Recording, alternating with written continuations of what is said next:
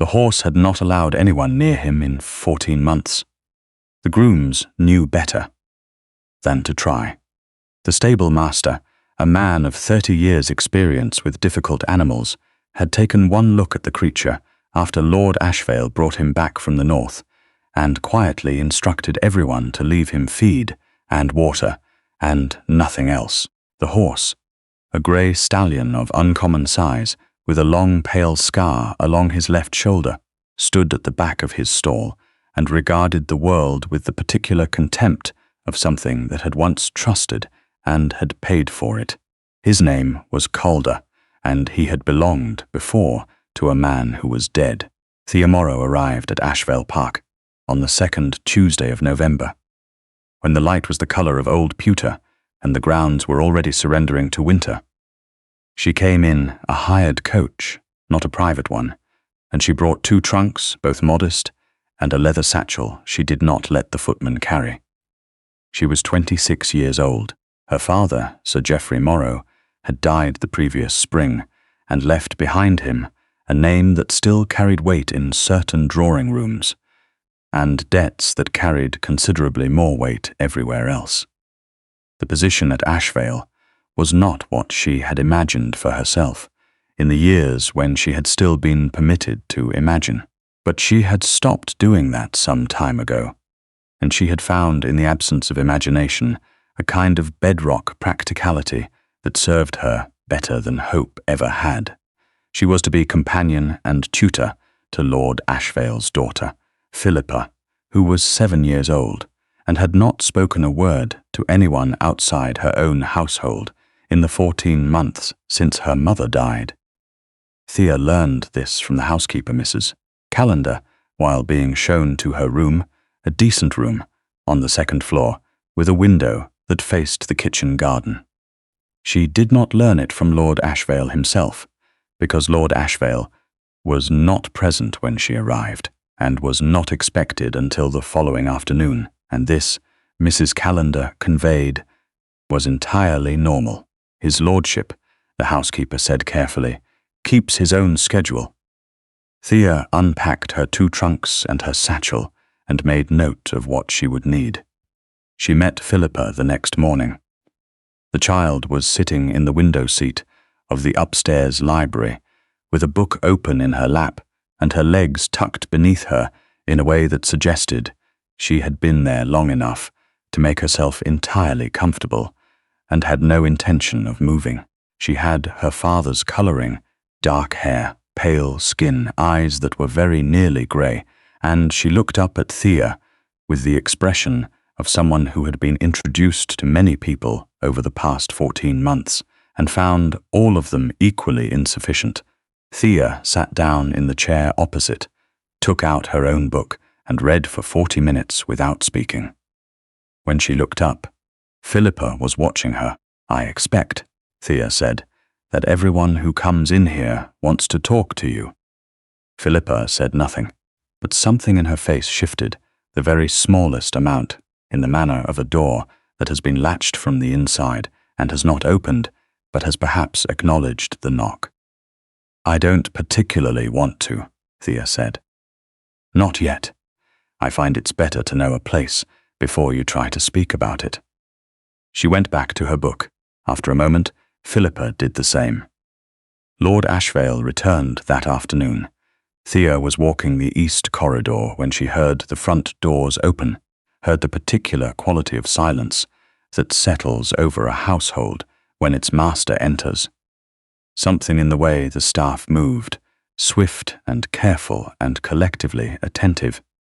And she kept walking, because she had no business in the entrance hall and had not been summoned. She met him, by accident, at the turn of the corridor near the study. He was taller than she had expected. She did not know precisely what she had expected, but the reality of him was somewhat more arresting. Broad through the shoulders, with the look of a man who had once been outdoors constantly and had spent the last year and a half being forced indoors, and had not entirely accepted this. He had dark circles beneath his eyes and a jaw that suggested he had been awake since early morning and had no strong feelings about it either way. He stopped when he saw her. She stopped when she saw him. "Miss Morrow," he said. It was not a question. "Lord Ashvale." He looked at her for a moment, with the expression of a man doing a rapid and private assessment. Then he said, "How is Philippa?" "She allowed me to sit with her this morning. She did not speak, but she didn't ask me to leave." Something moved in his face, too briefly to name, but Thea caught it. "That's more than the last one managed in a fortnight," he said. "I wasn't trying to manage anything." "No," he said, after a pause. "I suppose you weren't." He moved past her into the study, and she continued down the corridor, and that was that. The days settled into a pattern. In the mornings, Thea sat with Philippa in the library. She did not push. She read, and occasionally she would read aloud. Not asking Philippa to listen, simply reading as one reads in a room where another person happens to be present. On the fourth morning, she paused mid-page and described aloud what she thought the castle in the story must look like, and Philippa, without looking up from her own book, pointed to a particular illustration on the table beside her, which was not the castle in Thea's story, but which expressed very precisely the same quality of light. Thea said, "Yes, exactly like that." Philippa did not smile, but her shoulders dropped half an inch, and she went back to reading, and the room between them was no longer quite so careful. In the afternoons, Thea walked the grounds. Ashvale Park was extensive in the way of estates that had been built up across several generations, not elegant in any unified sense, but layered. The way that places become layered when people have actually lived in them. There was a kitchen garden that someone had cared for, and someone else had neglected, and beyond the kitchen garden a path that led down toward the stables. She did not intend to go to the stables.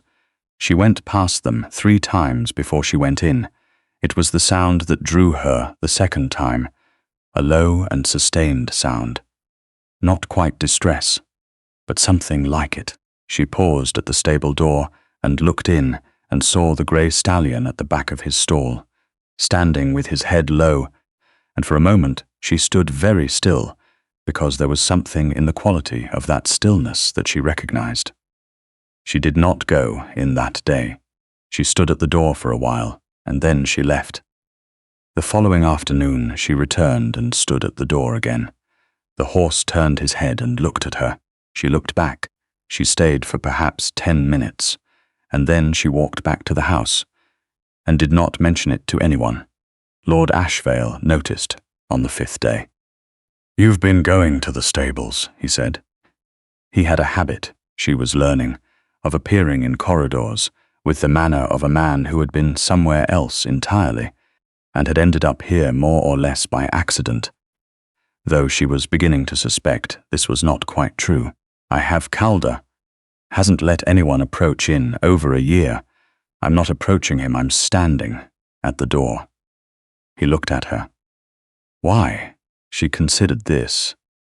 "Because I think," she said, "that there is a significant difference between giving something space and abandoning it, and I think he may have been on the wrong end of that difference for some time." There was a pause. Lord Ashvale's expression did not change in any obvious way, but she had the distinct sense that something in him had gone very quiet, in the way that a room goes quiet when someone says the one true thing aloud that everyone else has been carefully not saying. "He was my brother's horse," he said at last. "Edwin died 17 months ago. Riding accident. Calder was present. "I see," Thea said. She meant it simply, not as a courtesy. He seemed to understand the difference. "The stable master wants to sell him," he said. "He says it's not practical, keeping an animal that can't be worked. I haven't made a decision." Thea said nothing. There was. She had found a particular kind of silence that invited continuation, and a particular kind that closed things down, and she had learned long ago which was which. "Edwin was 8 years younger than me," he said. "He had a gift with horses that I never." He stopped. I'm not sure why I'm telling you this. I'm not sure either, she said, but it seemed like it wanted to be said. He looked at her for a long moment. Then, unexpectedly, something eased in his face. Not a smile, but the shadow of what a smile might eventually become. Good night, Miss Morrow. Good night, Lord Ashvale. On the 9th day, Calder let her put her hand on the door of the stall. On the 12th day, he came forward and pressed his nose briefly against her open palm. She stood very still and did not make anything of it. He withdrew and went back to the far end of the stall, and she left. And that was enough, that evening at dinner. She took her meals in the small dining room, which was adjacent to the main one. She heard footsteps pause outside the door and then continue. In the morning, there was a book on the table in the corridor outside her room. No note. It was a natural history of horses, old enough that the binding was worn along the spine, and she recognized it as the kind of book that had lived in a library for a long time and been read by someone who meant it. She put it in her satchel and said nothing. The trouble arrived with the middle of December. Her name was Lady Vesta Hollowell. She was a baronet's widow, handsome, in the way of women who have always known they were handsome, and have organized a significant portion of their lives around this fact, and she arrived at Ashvale Park with 2 carriages and a quantity of luggage that suggested she intended to stay considerably longer than a fortnight. She was, as Mrs. Calder explained with careful neutrality, an old friend of the family. Thea did not ask the particular type of old friend. She did not need to.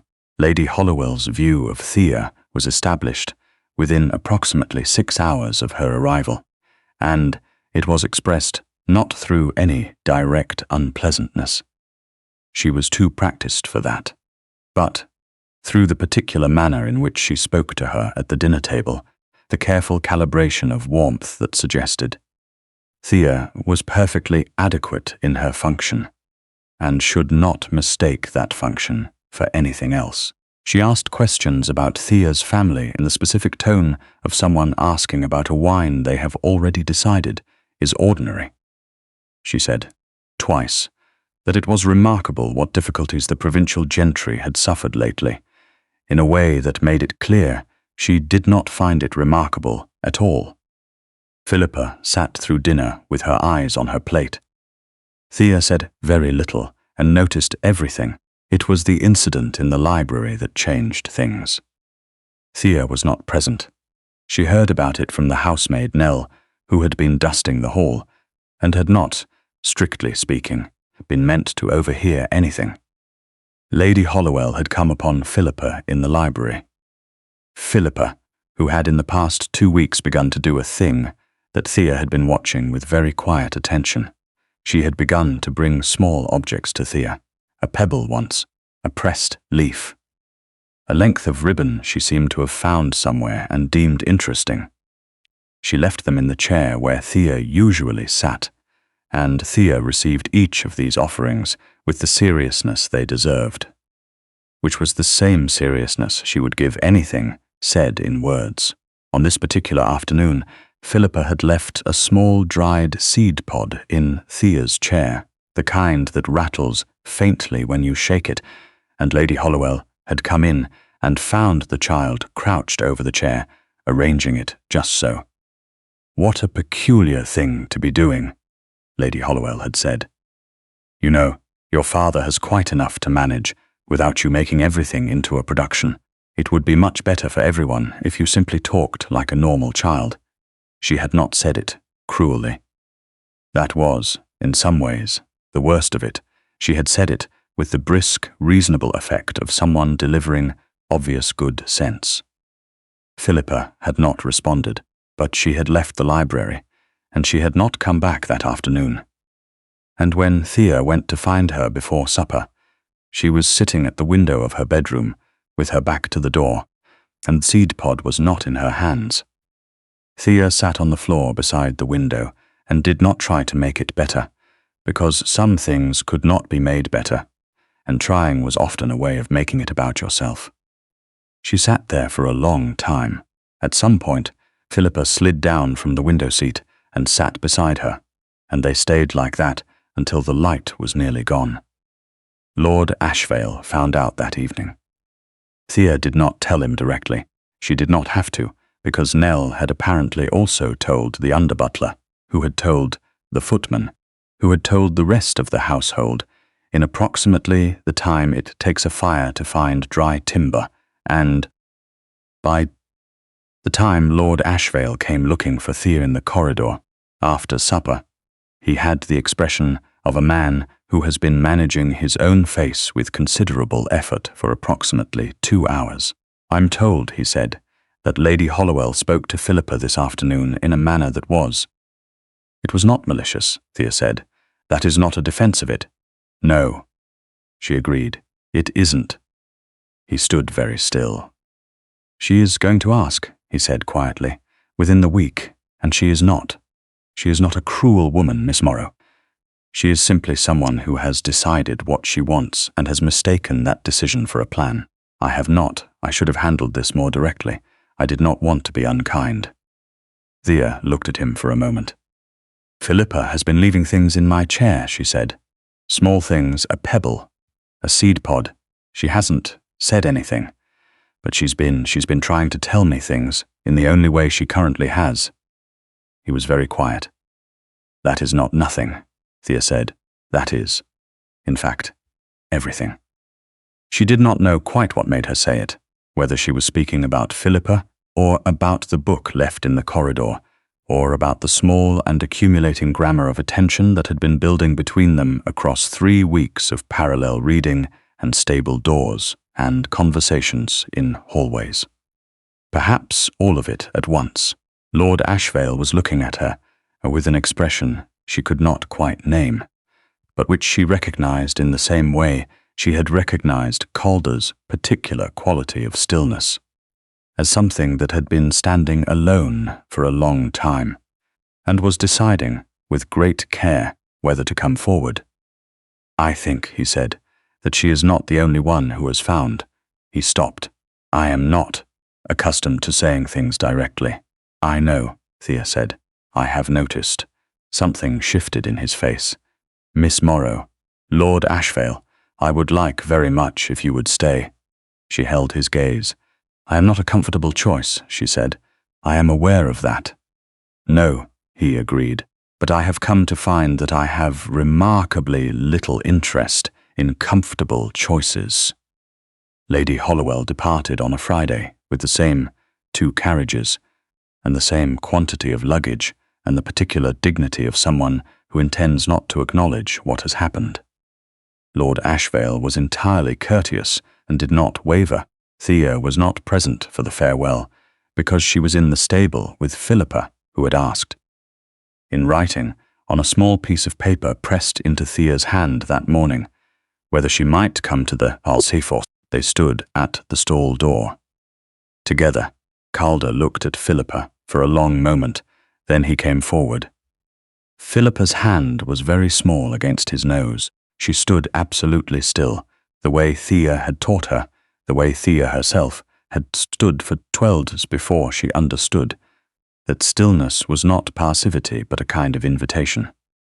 After a moment, Philippa made a sound. It was not a word, not quite, not yet, but it was something, and Calder's ears turned forward, and Thea looked away at the winter light coming through the stable window, and did not try to make it into anything more than it was, which was itself more than enough. Christmas was quiet that year at Ashvale Park, in the way of things that are quiet because they have finally been allowed to be. Rather than quiet from absence, he asked her again. Formally, on the 28th of December, in the library where Philippa had first allowed her to sit, with the winter garden visible through the window and a small fire going, and no particular drama to recommend the moment except the moment itself. She said yes. Philippa was told over breakfast the following morning. She listened to her father explain it with the careful thoroughness he brought to everything, and then she looked at Thea for a long moment, And then she got down from her chair, crossed the room, and put a small round stone into Thea's hand. It was the first one she had ever left. Thea had kept it, without knowing quite why. In the satchel she still did not let anyone else carry. She closed her fingers around it now, and Philippa went back to her breakfast. And outside the window the kitchen garden was beginning its slow recovery under the first thin light of a new year. It had been Calder, in the end, who told them what they needed to know about each other. That the ones who understood how to wait without abandoning, who knew the difference between giving space and giving up, were exactly the ones worth staying for. Thea had come to Ashvale Park with 2 trunks, and a leather satchel, and the particular bedrock practicality of someone who had stopped, hoping. She left the following autumn as its mistress, with a kitchen garden she was personally restoring, and a grey horse who now let her ride him on clear mornings, and a daughter who had, in the spring, begun to speak in full sentences, the way rivers begin, quietly at first, and then all at once. The stone was still in her satchel. She kept it there.